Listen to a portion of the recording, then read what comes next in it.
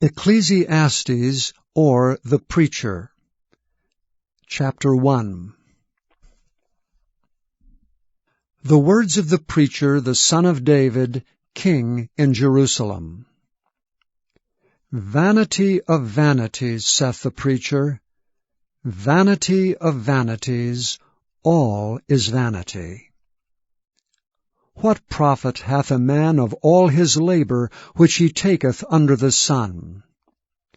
One generation passeth away, and another generation cometh, but the earth abideth for ever. The sun also ariseth, and the sun goeth down, and hasteth to his place where he arose. The wind goeth toward the south, and turneth about unto the north. It whirleth about continually, and the wind returneth again according to his circuits. All the rivers run into the sea, yet the sea is not full. Unto the place from whence the rivers come, thither they return again. All things are full of labor. Man cannot utter it. The eye is not satisfied with seeing, nor the ear filled with hearing. The thing that hath been, it is that which shall be, and that which is done is that which shall be done, and there is no new thing under the sun. Is there anything whereof it may be said, See, this is new? It hath been already of old time which was before us. There is no remembrance of former things, neither shall there be any remembrance of things that are to come with those that shall come after. I the preacher was king over Israel in Jerusalem. And I gave my heart to seek and search out by wisdom concerning all things that are done under heaven. This sore travail hath God given to the sons of man to be exercised therewith. I have seen all the works that are done under the sun, and behold, all is vanity and vexation of spirit. That which is crooked cannot be made straight, and that which is wanting cannot be numbered. I communed with mine own heart, saying, Lo, I am come to great estate, and have gotten more wisdom than all they that have been before me in Jerusalem. Yea, my heart had great experience of wisdom and knowledge. And I gave my heart to know wisdom, and to know madness and folly. I perceived that this also is vexation of spirit. For in much wisdom is much grief, and he that increaseth knowledge increaseth sorrow. Chapter 2. I said in mine heart, Go to now, I will prove thee with mirth. Therefore enjoy pleasure, and behold, this also is vanity. I said of laughter, It is mad, and of mirth, what doeth it? I sought in mine heart to give myself unto wine, yet acquainting mine heart with wisdom, and to lay hold on folly, till I might see what was that good for the sons of men which they should do under the heaven all the days of their life. I made me great works. I builded me houses. I planted me vineyards. I made me gardens and orchards, and I planted trees in them of all kinds of fruits. I made me pools of water to water therewith the wood that bringeth forth trees. I got me servants and maidens, and had servants born in my house. Also I had great possessions of great and small cattle above all that were in Jerusalem before me. I gathered me also silver and gold, and the peculiar treasure of kings and of the provinces. I gat me men singers and woman singers, and the delights of the sons of men, as musical instruments, and that of all sorts. So I was great, and increased more than all that were before me in Jerusalem. also my wisdom remained with me. And whatsoever mine eyes desired, I kept not from them. I withheld not from my heart from any joy. For my heart rejoiced in all my labor, and this was my portion of all my labor. Then I looked on all the works that my hands had wrought, and on the labor that I had labored to do, and behold, all was vanity and vexation of spirit, and there was no profit under the sun. And I turned myself to behold wisdom and madness and folly. For what can the man do that cometh after the king? Even that which hath been already done. Then I saw that wisdom excelleth folly, as far as light excelleth darkness. The wise man's eyes are in his head, but the fool walketh in darkness. And I myself perceived also that one event happeneth to them all. Then said I in my heart, As it happeneth to the fool, so it happeneth even to me. And why was I then more wise? Then I said in my heart, that this also is vanity. For there is no remembrance of the wise more than of the fool forever, seeing that which now is in the days to come shall be all forgotten. And how dieth the wise man? As the fool. Therefore I hated life, because the work that is wrought under the sun is grievous unto me. For all is vanity and vexation of spirit. Yea, I hated all my labor which I had taken under the sun, because I should leave it unto the man that shall be after me. And who knoweth whether he shall be a wise man or a fool? Yet shall he have rule over all my labor wherein I have labored, and wherein I have shewed myself wise under the sun. This is also vanity.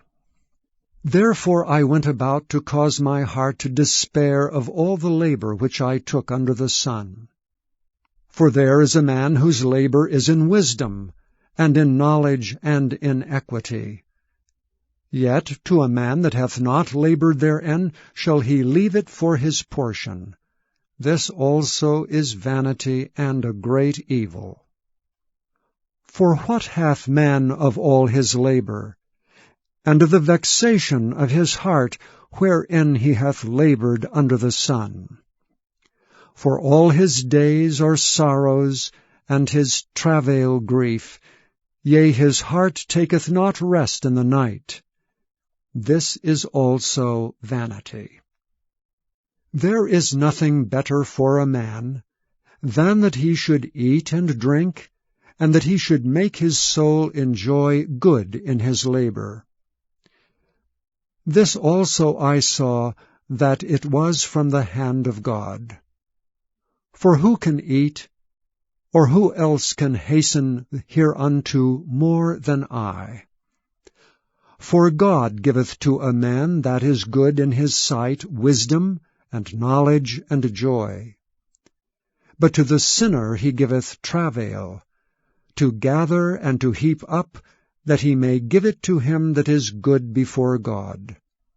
This also is vanity and vexation of spirit. Chapter 3. To everything there is a season, and a time to every purpose under the heaven. A time to be born, and a time to die. A time to plant, and a time to pluck up that which is planted. A time to kill, and a time to heal. A time to break down, and a time to build up. A time to weep, and a time to laugh. A time to mourn, and a time to dance. A time to cast away stones, and a time to gather stones together. A time to embrace, and a time to refrain from embracing. A time to get, and a time to lose. A time to keep, and a time to cast away. A time to rend, and a time to sow. a time to keep silence and a time to speak, a time to love and a time to hate, a time of war and a time of peace. What profit hath he that worketh in that wherein he laboureth? I have seen the travail which God hath given to the sons of men to be exercised in it. He hath made everything beautiful in his time. Also he hath set the world in their heart, so that no man can find out the work that God maketh from the beginning to the end. I know that there is no good in them, but for a man to rejoice and to do good in his life. And also that every man should eat and drink, and enjoy the good of all his labor. It is the gift of God. I know that whatsoever God doeth, it shall be forever. Nothing can be put to it, nor anything taken from it. And God doeth it, that men should fear before him. That which hath been is now, and that which is to be hath already been, and God requireth that which is past. And moreover I saw under the sun the place of judgment, that wickedness was there, and the place of righteousness, that iniquity was there. I said in mine heart, God shall judge the righteous and the wicked, for there is a time there for every purpose and for every work. I said in mine heart concerning the estate of the sons of men, that God might manifest them, and that they might see that they themselves are beasts. For that which befalleth the sons of men befalleth beasts, even one thing befalleth them.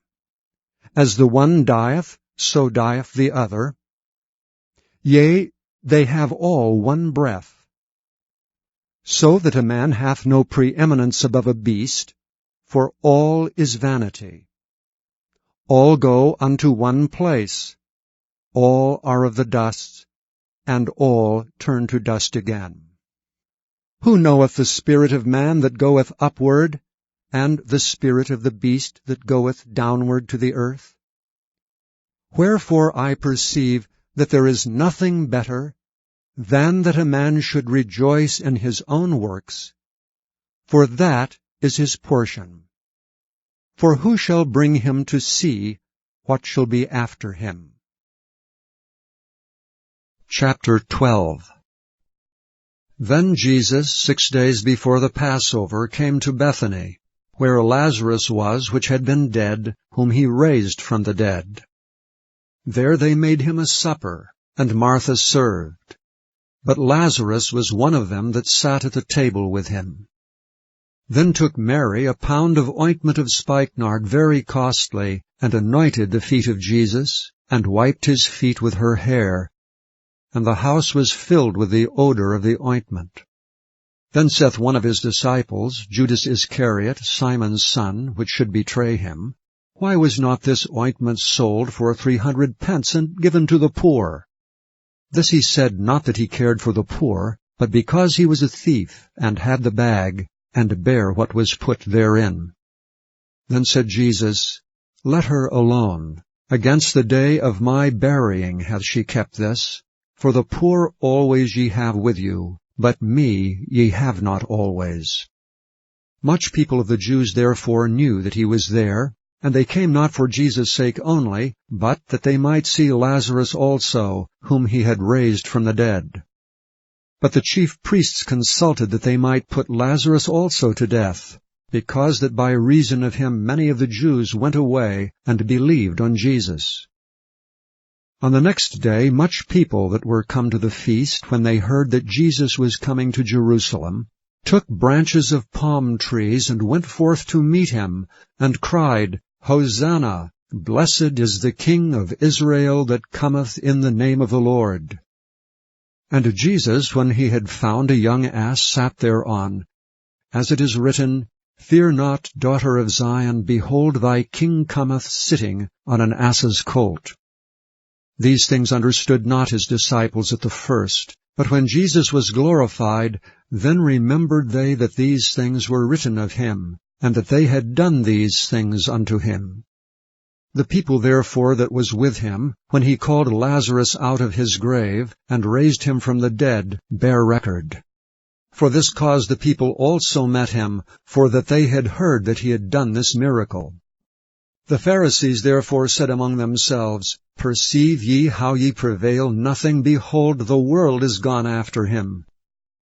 And there were certain Greeks among them that came up to worship at the feast. The same came therefore to Philip, which was of Bethsaida of Galilee, and desired him, saying, Sir, we would see Jesus. Philip cometh and telleth Andrew, and again Andrew and Philip tell Jesus. And Jesus answered them, saying, The hour is come, that the Son of Man should be glorified. Verily, verily, I say unto you, except a corn of wheat fall into the ground and die, it abideth alone, but if it die, it bringeth forth much fruit. He that loveth his life shall lose it, and he that hateth his life in this world shall keep it unto life eternal. If any man serve me, let him follow me, and where I am, there shall also my servant be. If any man serve me, him will my Father honor. Now is my soul troubled, and what shall I say? Father, save me from this hour. But for this cause came I unto this hour. Father, glorify thy name. Then came there a voice from heaven, saying, I have both glorified it and will glorify it again. The people therefore that stood by and heard it said that it thundered. Others said, An angel spake to him. Jesus answered and said, This voice came not because of me, but for your sakes. Now is the judgment of this world. Now shall the prince of this world be cast out. And I, if I be lifted up from the earth, will draw all men unto me. This he said, signifying what death he should die. The people answered him, We have heard out of the law that Christ abideth forever.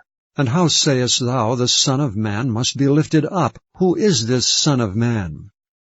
Then Jesus said unto them, Yet a little while is the light with you. Walk while ye have the light, lest darkness come upon you. For he that walketh in darkness knoweth not whither he goeth.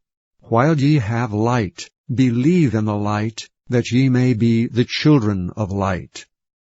These things spake Jesus, and departed, and did hide himself from them. But though he had done so many miracles before them, yet they believed not on him. That the saying of Esaias the prophet might be fulfilled, which he spake, Lord, who hath believed our report? And to whom hath the arm of the Lord been revealed? Therefore they could not believe, because that Esaias said again, He hath blinded their eyes, and hardened their heart, that they should not see with their eyes, nor understand with their heart, and be converted, and I should heal them. These things said Esaias when he saw his glory, and spake of him. Nevertheless, among the chief rulers also many believed on him. But because of the Pharisees they did not confess him, lest they should be put out of the synagogue. For they loved the praise of men more than the praise of God. Jesus cried and said, He that believeth on me, believeth not on me, but on him that sent me. And he that seeth me, seeth him that sent me. I am come a light into the world, that whosoever believeth on me should not abide in darkness. And if any man hear my words and believe not, I judge him not. For I came not to judge the world, but to save the world. He that rejecteth me, and receiveth not my words, hath one that judgeth him. The word that I have spoken, the same shall judge him in the last day. For I have not spoken of myself, but the Father which sent me, he gave me a commandment what I should say, and what I should speak. And I know that his commandment is life everlasting. Whatsoever I speak therefore, even as the Father said unto me, so I speak. Please visit YesTheBible.com.